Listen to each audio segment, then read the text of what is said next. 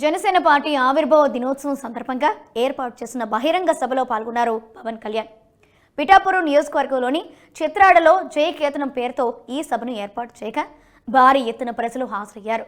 జయకేతనం సభలో పవన్ ఇచ్చిన స్పీచ్కు ఫ్యాన్స్ ఫిదా అయ్యారు.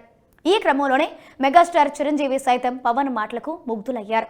ఈ మేరకు ఎక్స్ వేదికగా స్పందిస్తూ తన మనసులోని మాటలను బయటపెట్టారు. గతంలో తనపై ఎన్నో కేసులు పెట్టారని, అనేక కుట్రలు చేశారని పవన్ అన్నారు. అసెంబ్లీ గేట్ కూడా తాకలేవని అన్నారని, కానీ ఇప్పుడు 100% విజయం సాధించి జయకేతను ఎగరవేశామని అన్నారు. బద్దలు కొట్టి ఆంధ్రప్రదేశ్ అసెంబ్లీలో 21 మంది ఎమ్మెల్యేలతోటి, పార్లమెంటులో రెండు ఎంపీలతోటి అడుగు పెట్టాం. జయకేతనం సభలో పవన్ ఇచ్చిన స్పీచ్కు ఫ్యాన్స్ ఫిదా అయ్యారు. ఇందుకు సంబంధించిన వీడియోల్ని సోషల్ మీడియాలో షేర్ చేస్తున్నారు. ఈ క్రమంలోనే మెగాస్టార్ చిరంజీవి సైతం పవన్ మాటలకు ముగ్ధులయ్యారు. ఈ మేరకు ఎక్స్ వేదికగా స్పందిస్తూ తన మనసులోని మాటల్ని బయటపెట్టారు.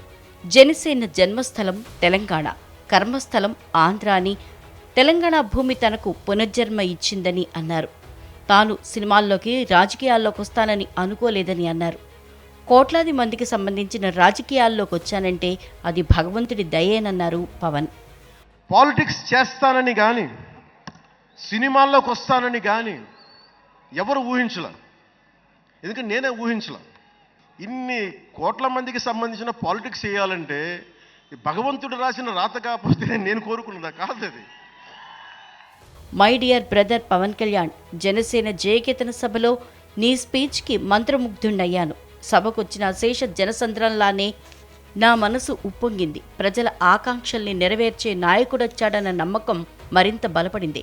ప్రజా సంక్షేమం కోసం ఉద్యమ స్ఫూర్తితో నీ జైత్రయాత్ర నిర్విఘ్నంగా కొనసాగాలని ఆశీర్వదిస్తున్నాను.